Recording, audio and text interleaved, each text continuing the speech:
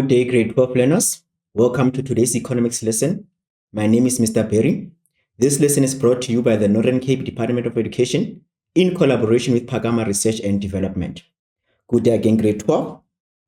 We are doing our paper 1 revision. We'll be focusing on the economic pursuit today.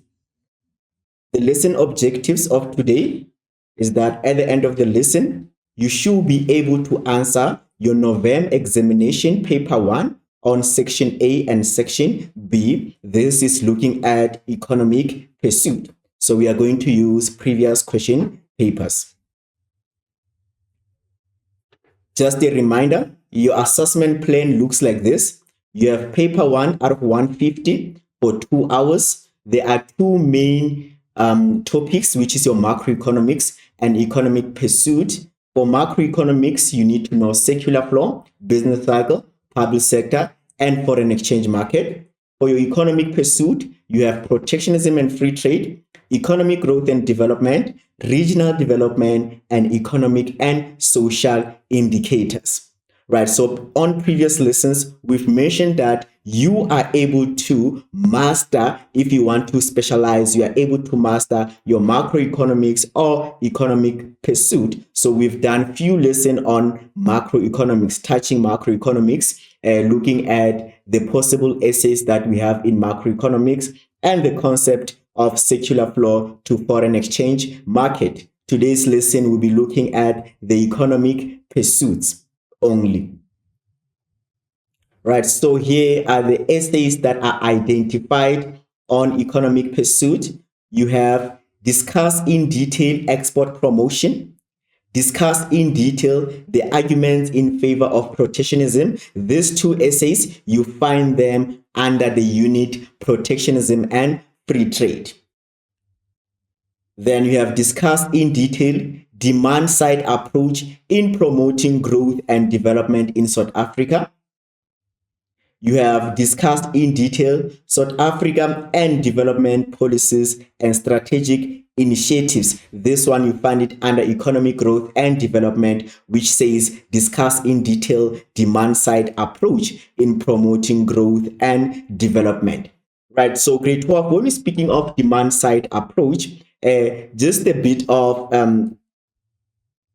a hands up for you is that this is not new information. You find it where? You find it in secular flow under the new economic paradigm. We discuss both demand and supply side approach. There, what are we trying to do? We try to smoothen the business cycle. When we are at peak, we use your restrictive policies. When we are at trough, we use your expansionary policies. So there is demand side approach where monetary and fiscal policies are used in the new economic paradigm. Again, you find this one on your economic pursuit, where we are now approaching it forward to promote growth and development, meaning this time we are not looking at both the restrictive and the expansionary. We are only looking at the expansionary because we want to promote growth and development. Then you find it again on economic issues, your last chapter, which is your economic issues under inflation, where we say we need measures to combat inflation. Demand side is one of the measures that we can use using your monetary and fiscal policies. So it repeated 3 times this year, which is your essay, right, for term 1, your term 3, and term 4 information, right? And then the next essay here is discuss in detail the following South African development policies and strategies. Those are your strategies that we use. You also find in your economic growth and your economic development, right? And then the next one is discuss in detail South Africa's initiatives, which is your endeavors, your SDI, IDZ, SEZ. You find this one under regional development, right? And then you have discussed in detail economic indicators, then discuss in detail social indicator. That makes 7 essays. You are going to master this if your plan is to answer question 6 However, if your plan is to answer question 5, which is your macroeconomics, we have discussed the possible essays. We even went through the priority, how we are going to prioritize those essays. Just to remind you again, on macroeconomics, the essays that you'll find is markets, discussing the 4 markets in secular flow. Number 2 will be discuss the economic new paradigm. Number 3, discuss in detail features underpinning forecasting. We're talking of indicators. Number 4, discuss in detail macroeconomic objectives. Number 5, discuss in details the reason for public sector, linking them with problem of provisioning. Number 6, being international trade. Discuss in detail international trade. It can be the demand side, the supply side, or it can be both of them. And then we went through to say that we can put them in priority, meaning all 6 of them are possible. However, we can start saying, okay, let's put number 1 and say discuss in detail international trade, both demand and supply. And then we say discuss in detail the reason for public sector failure. Number 3, we say discuss in detail the 4 markets in a secular flow. And then you have the next 3 essays that are mentioned. Right, so here are your easy marks to score when you write. 1.1, multiple choice, 16 marks. You always have 2A, 2B, 2C, 2D. 1.2, matching of columns. Start with column B and move to column A to save time. Then, because we're talking of economic pursuit, it means your easy mark on economic pursuit will be 3.1.1, where you are listing, giving, and your data respond question. The first 3 data respond question is 1 mark, 1 mark, 2 mark. Those are easy mark to score. And your 3.4, which is a remembering information where you are discussing, you are calculating, differentiating, or you are drawing a graph. That is your easy mark to score. And then also do not forget that you can bring the 30 mark of the essay to the examination if you have prepared very well. All right, let's go to section A, and then we look at the multiple choice questions that we have. You'll be given 10 minutes to complete 1.1. Then we look at the marking guideline.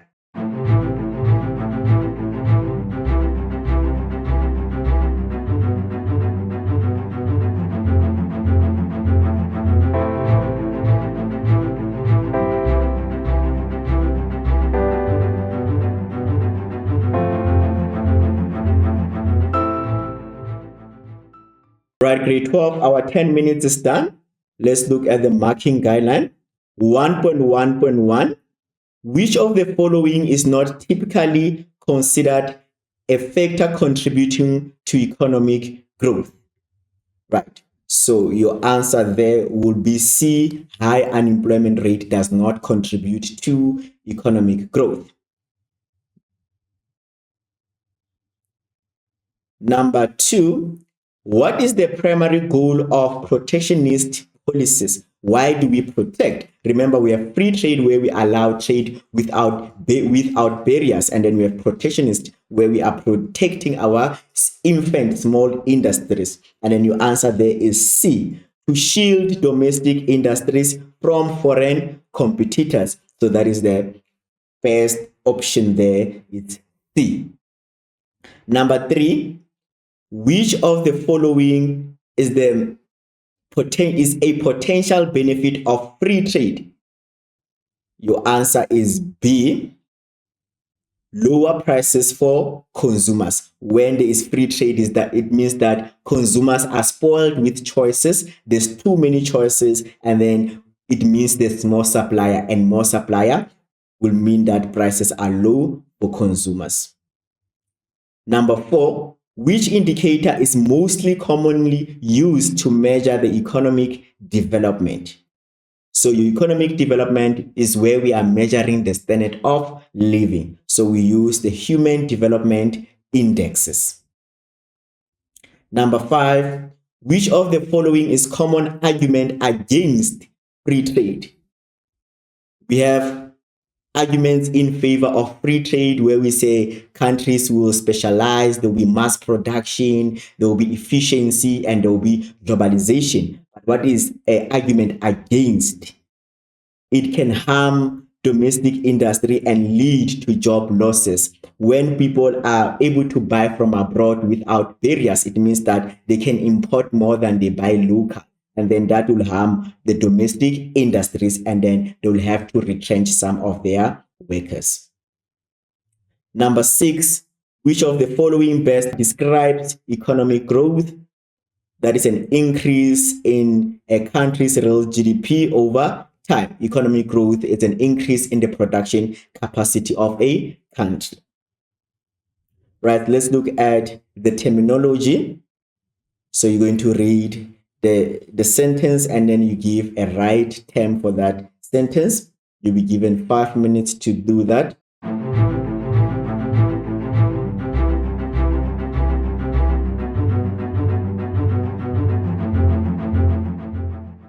Right, grade 12, our time is up. Let's look at your answers. 1.3.1, a tax imposed on goods to protect domestic industries from foreign competition. That will be your tariffs. Remember, tariffs, they come in 3. There is a specific tariff, which is a amount charged per weight or per item. Then you have ad valorem, which is percentage charged on imported goods that are luxurious. Then you have composite, which is the one that combines both specific and ad valorem. 1.3.2, the protecting of domestic industry from unfair competition from abroad. That will be your protectionism. Number 3, the increasing interconnectedness and interdependency of countries driven by trade. That is globalization. Is also described as a worldwide interfacing when it comes to trade. So it's driven by trade. That is your globalization. Number 4, economic policy that allows goods and services to be traded across international borders with minimal government interference. That is free trade. Free trade is a situation where there is trade without barriers. Let's move to section B, data response question. Remember, your easy mark is the first 3 questions. Always make sure that on your data response question, the first 3 questions, you master those one. You can without even having to think, because those are your easy marks.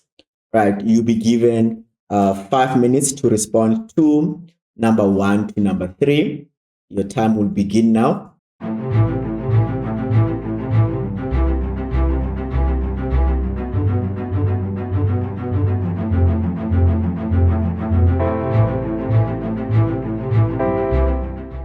Right, grade 12, thank you very much. Let's move to your responses. Let's check the marking guideline. The first question was saying, identify a term indicating there is no government intervention from the cartoon. When you look at the cartoon, there's protection, meaning there is intervention, and then the other side, it says free trade. It means that there is no intervention. Which institution is responsible for free trade of countries? We say we are part of this World Trade Organization. So it is responsible for free trade. They support free trade rather than protectionism. Number 3, briefly describe the term economic integration. A form of coordination between states in which barriers to entry are eliminated. So your economic integration, we're talking about the trade protocol that we have. We have a free trade area where now countries are trading with each other without barriers, right? And then you have custom union. Custom union, they are following the same rules of free trade area. However, in this case, now they can also collectively agree on the same restrictions. With free trade area, they agree to trade together. Let's say we are having 4 countries. It's Botswana, Lesotho, Swaziland, and South Africa. They have a free trade. when they are in an agreement of free trade, it means that they can trade with each other without barriers. However, South Africa, Botswana, or Swaziland, they can still decide on the barriers with the non-members. With custom union, they agree that they are going to trade without barriers. However, they can also have the same limitation restrictions with the non-members. And the next one is your common markets. So the common market, they meet all the requirement of a custom union. However, they start trading now factors of production for free. And then you have the last one, your economic union. They meet all the requirements of a common market. However, now they start having a relationship to the next level where they are sharing the monetary policies, they are sharing the same currencies, so they make the same policies, they share the central bank as well. So those are your economic integration, or you can say economic trade protocols. So they coordinate different states in which they can remove trade barriers. Let's move to the next, your next data response question. You have 5 minutes to complete this one. Then we look at the marking guideline.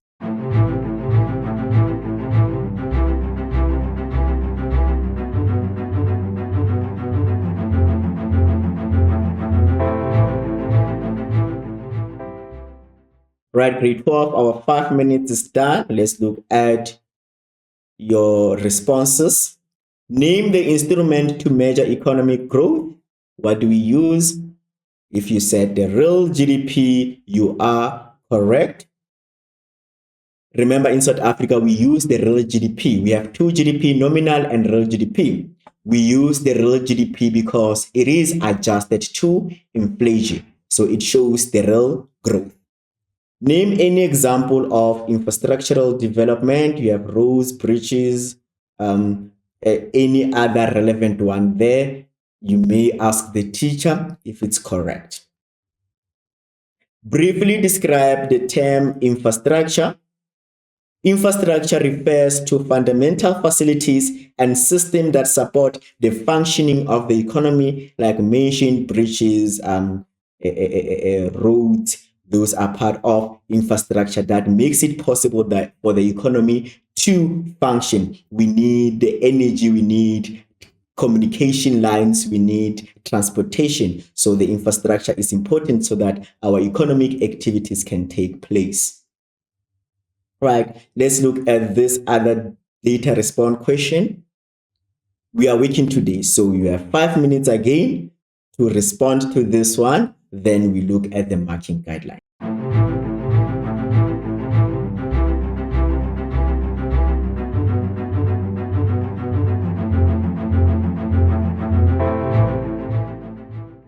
Right, grade 12, our time is up. Number 1 says, name one tool commonly used in protectionist policy. We can use tariff, we can use quotas, any import control and export promotion a method can be used to do what? To as part of protectionist. Any methods that is in export promotion or import substitution, you have fiscal ban, embargo, you have exchange control, you have subsidies. So those can be used as what? A protectionist policy. Name one type of tariff. So you have these three. If you have mentioned specific, ad valorem, composite, you are correct. What is protectionism? Briefly describe the term protectionism. Protectionism is an economic policy that involves restricting imports through tariff quotas or other trade barriers to protect domestic industries from foreign competition.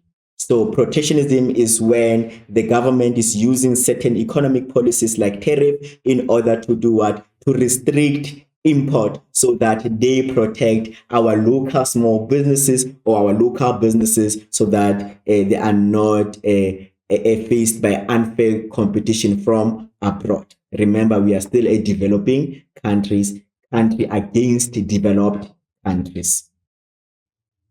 Right, we are moving to your 8-mark questions. This you find in your 3.4 or 4.4. It says discuss the relationship between economic growth and economic development. So the term there will be discuss for you. Discuss the relationship between economic growth and development. Right, grade 12, you'll be given 5 minutes to respond to this one. Remember, you write full 4 sentences for you to score the 8 marks. Your time will begin now.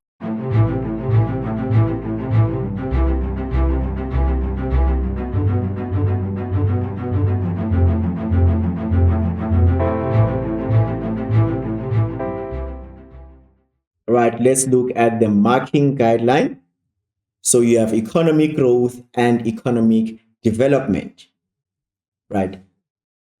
So economic growth, it refers to an increase in countries' output of goods and services measured by the increase in the GDP. So economic growth is measured by the real GDP. So when there's economic growth, it means that there's an increase in the production capacity, meaning the output of goods and services is increasing, and that is measured through the GDP. It is a quantitative measure of expansion of an economy. Then economic development, it includes economic growth, but also includes qualitative improvement in the living standards, health, education, and poverty reduction. So economic development, it measures what? The improvement in the standard of living. This will include the health, the education level, and also poverty level. If the poverty level is low, it means that there is an improvement in the standard of living. Economic development focuses on enhancing the quality of life overall and overall well-being. Economic growth look at how's the economy doing. It looks at the well-being of the economy. But economic development, it looks at the well-being of the people. So this one, we use the real GDP per capita. For us to measure the economic development, we use the real GDP per capita. For us to measure the economic growth, we use the real GDP. Your real GDP per capita will be the GDP per capita divided by the size of population for those who are working. The next 8-mark question, it says analyze advantages and disadvantages of free trade for developing countries. So you are going to, this is a nice question. It's an easy question because you talk about both advantage and disadvantage of free trade in developing countries. So when you are answering, you're only looking at the developing countries. The developing countries are going to benefit from free trade because of this and that, and the developing countries are going to be disadvantaged because of free trade, because of this and that. So that is what you are answering. Grade 12, for this one, you'll be given 8 minutes to complete your 4 full sentences. Then we look at the marking guideline.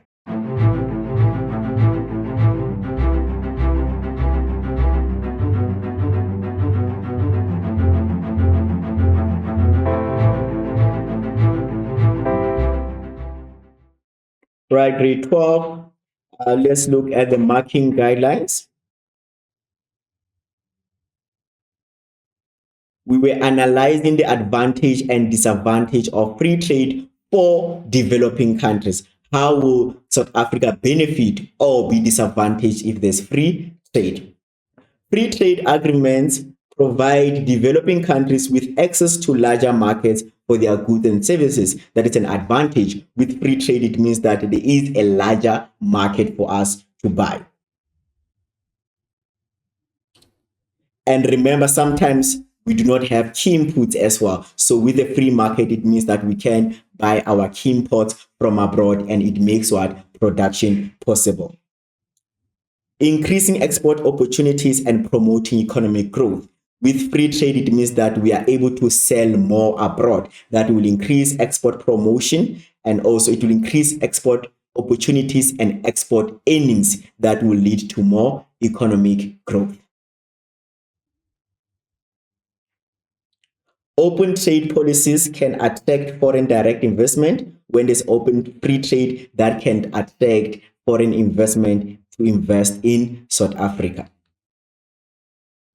By offering a larger market and more competitive environment, leading to technology transfer and economic development. So because of free trade now, there is a larger market, and then we become more competitive because now we have to compete with other businesses from abroad, and this can lead into what having to use more innovative way of producing using new technologies. So we looked at positive effects. However, those who have discussed the negative or the disadvantage of free trade, then you can mark yourself if it is any other relevant answer. For example, the disadvantage is that some countries may start dumping their product in South Africa because there is free trade that will disadvantage local businesses. They may go out of market. Sometimes we are not able to compete with developed countries due to not having capital or proper key inputs technologies. So they may not buy more from us than we buy from them. That becomes what a disadvantage of free trade. So if you've mentioned few disadvantaged, then you are correct, because the question is asking for both disadvantages and advantages. Right, the next 8 mark question that we have, it says critically evaluate the long-term effects of protectionist policies on developed economy, innovation, and global competitiveness. What will be you are evaluating, so meaning you're giving the positive or the negative of the long-term effect of protectionism on developed economies, innovation. So developed economics, innovation, and competitiveness. What will happen in a long term if we keep on protecting? What will happen to the developed economies, innovation, meaning their technologies and their global competitiveness? Right. 312, you have 8 minutes again to respond to this one. Then we look at the possible answers on your marking guideline.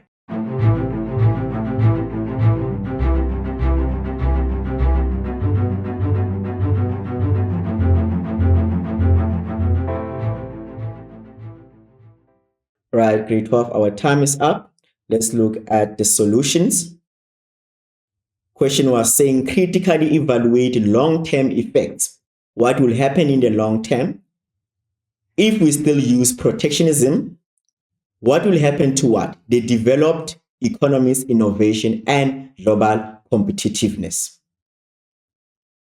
Your first point there, it says protectionism can lead to lack of competitive pressure, reducing the incentives for domestic firms to be innovative and improve. So because they are being protected, remember protectionism, it means that they are protecting them from what? The larger market from abroad. So it can lead to business relaxing, not having that pressure that they are competing. So that will reduce their part to be innovative or to use proper technologies so that they can be efficient because they are not competing with a large market.